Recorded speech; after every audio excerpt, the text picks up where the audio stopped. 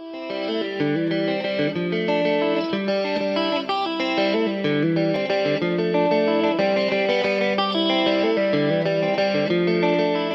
suis paysan sur une ferme qui s'appelle Ouartia, à Gamart. J'ai 31 ans. Je me suis installé sur la ferme familiale l'année dernière. On est en vache laitière et en production de kiwi, un petit fruit de la famille du kiwi. Et on transforme notre lait en fromage, yaourt et fromage frais. On travaille avec un troupeau de vaches de race Holstein. On a à peu près une vingtaine de vaches adultes, donc à la traite, plus le renouvellement des génisses. Et on produit à peu près 150 000 litres de lait. Et là, cette année, si tout va bien, on va transformer à peu près un tiers.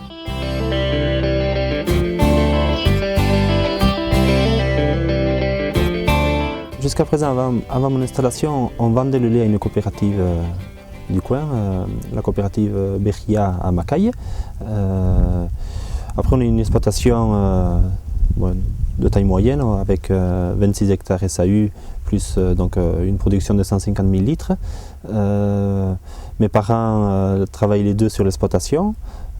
Pour mon installation, il n'y avait pas beaucoup de choix. Soit il fallait augmenter la production, mais étant limité par la surface et l'idée d'augmenter la production ne nous intéressant pas trop, on a plutôt fait le choix de valoriser au maximum la matière première, donc le lait, par la fabrication. Et vendre ensuite nos produits directement sur le marché de Saint-Jean-de-Luz le mardi matin et le vendredi matin, de la ferme directement, etc. Et ainsi j'ai pu m'installer sur la ferme. Maintenant on est trois personnes à vivre sur cette structure-là. Comme je l'ai dit, on ne transforme qu'une partie. Étant la première année, on avance progressivement, mais essentiellement de la tome affinée minimum 3 mois, des tomes de 2,5 kg et d'autres de 4 kg, afin de les affiner un peu plus longtemps. Ensuite du yaourt brassé nature et du fromage frais à tartiner, du salé, du non salé et de l'ail ciboulette. Une traite, d'abord je vais rentrer les cibettes et je vais regarder si le pis est propre ou pas. En général le soir quand je les ramène de la prairie, le pis est propre. Donc dans ce cas-là, juste j'essuie avec un papier. Sinon, si le pis est sale, j'ai un jet, de l'eau tiède, et je nettoie avec ça et j'essuie avec le papier. Voilà. Ensuite, quand la vache elle est prête, je vais faire les premiers jets. Normalement, il ne faut pas le faire par terre, mais il y a des petits bacs et il faut faire les premiers jets dans ce petit bac parce que ça me permet de voir si la vache elle a un problème ou pas dans le lait.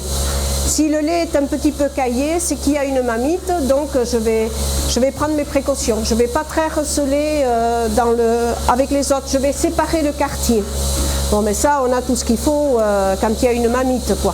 Voilà, donc là, je fais les premiers jets et je vois que le lait est normal. Voilà, et donc là, je vais lui brancher.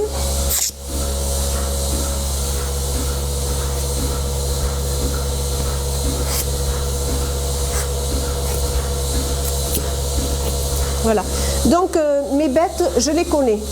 Tous les mois, je vais peser le lait que donne chaque vache et je vais l'analyser. C'est-à-dire que je vais voir si elle a des cellules ou pas. Parce qu'il faut savoir qu'on a le lait qui est payé en fonction de la matière grasse, de la matière protéique, si le lait est propre, s'il y a des germes, s'il y a des cellules. Et en fonction de tout ça, on a plus ou moins de points. Voilà, donc c'est pour ça que je fais attention à la traite. Finalement, il faut qu'elle soit propre, elle est assez délicate, le lait doit être impeccable, quoi. Concernant le lait, au niveau des pratiques, on était proche du bio, mais c'est vrai que maintenant, valorisant nous-mêmes notre produit et le commercialisant directement, on a fait le pas de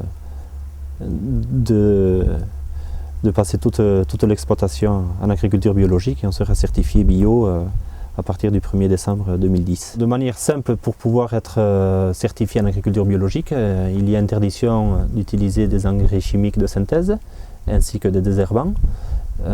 Concernant la conduite du troupeau, au niveau sanitaire, les antibiotiques sont limités à 2 traitements par bête et par an. Et ensuite, au niveau de l'alimentation aussi, toute l'alimentation qu'on donne aux animaux doivent être certifiés bio. Si on ne produit pas tout sur l'exploitation, les achats extérieurs, etc., doivent être également produits en mode biologique.